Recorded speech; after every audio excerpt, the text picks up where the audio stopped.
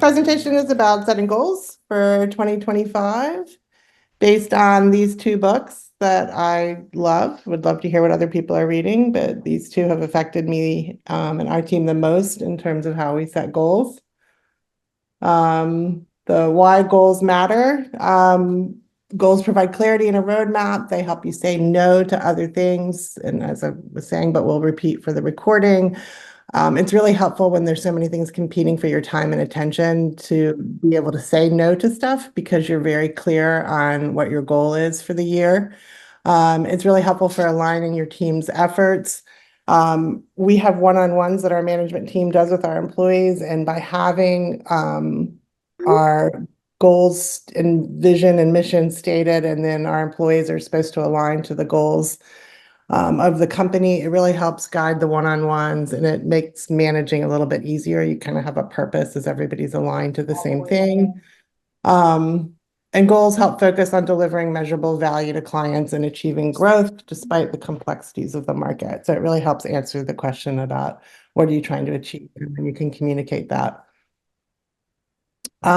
Key insights from Atomic Habits. You do not rise to the level of your goals. You fall to the level of your systems. So goals are outcomes, systems are the processes. So one of the big things that we work out here on Artform is if we have a goal, I'm always asking the team, okay, that's great. Now what's the SOP? What's going to be our process to achieving that goal? How are we going to standardize what we're doing so that it's scalable and repeatable? So we try to put a process behind everything. So for example, if you're focused on building small habits that lead to sustainable progress. So for example, writing one blog per week will lead to increased website traffic. And then to set weekly habits like reading GovCon news or competitor analysis. And I put things on my calendar to make sure that I do them. So my goals are there, my processes are there, because I live by my calendar. And if I don't have it on my calendar, it doesn't happen. So everything I do has to be on my calendar, and I make it an appointment. So OKRs are objective, a clear, inspiring goal. So for example, increase brand awareness in a specific market. The key results would be specific, measurable milestone to track that progress. So like publishing 12 thought leadership articles by Q2, increase LinkedIn engagement by 30% in 6 months. So everything is specific and measurable.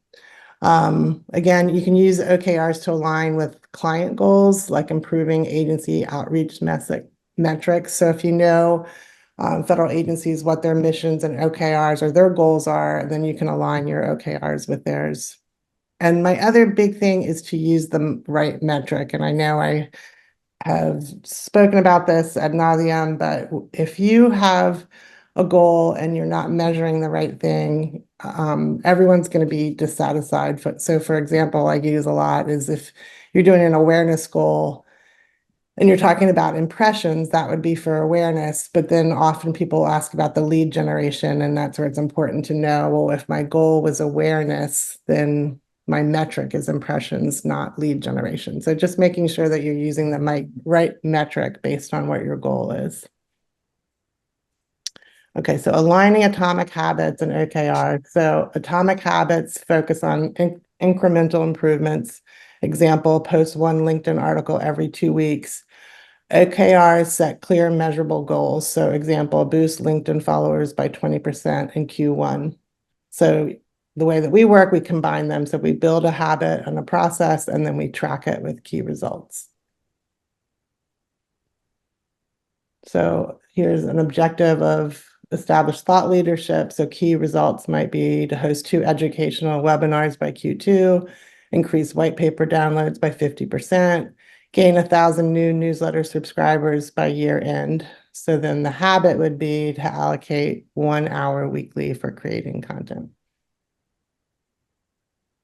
I'm sure everybody's familiar with SMART goals, but I think these are the best. I've not found a better way to do this, to be specific, measurable, achievable, relevant, and timely. And then for the manager, if you're managing people, to align your employees' goals to the company goals and break it down in measurable increments. So for example, if your goal was to grow your social following by 200%, for the marketing team, the process might be create four blogs per month and optimize for target keywords and distribute to target audience platforms. Again, I'm assuming that you've done personas, and so you know what platforms your audiences are on. And then the production team would be creating 2 short form video per week and 2 long form videos per month. And they would work with the marketing team to optimize for keywords and audience. And then the advertising team would work with marketing and production team to create evergreen campaigns. And Q1 would be focused on awareness, Q2 on consideration, and Q3 is lead generation. So it's 3 different teams, but they're all working towards the same goal and working in harmony with each other. Okay, so then I have my personal vision boards, which might be too much information, but I'll show you in a minute. So let's see if I can get this moved over here. Can you guys see the vision board? Yes. Okay, so this was the vision board that I did back in 2021. At the time we were doing product positioning. This was I hadn't even had the digital division of Artform. It was less than a year old at this point. But this was just a vision board that I did about the things that we were focused on in 2021. It was super helpful. We were SharpSpring. We had just started using SharpSpring. We were partners with them at the time. We were doing Google. We were doing consulting. So this was just a vision board that I had up on our bulletin board in the office. This is my personal one. So I'm just showing this. I don't know. A lot of you guys I know. Others I don't. So I'm sorry if this is too much information. But this was just I was just going to ask you for your personal one. So that's perfect. This is my personal one. Just, things that I wanted to do.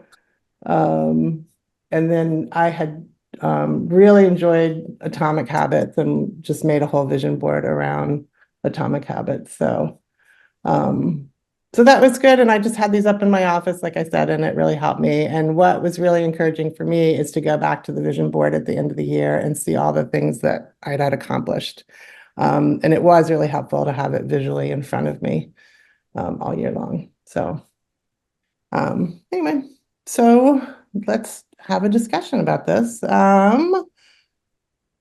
What are some small habits you're implementing this year? How do you currently measure your success? And what's one goal you're focusing on for 2025? Susan had a question. Oh, I'm sorry, Susan.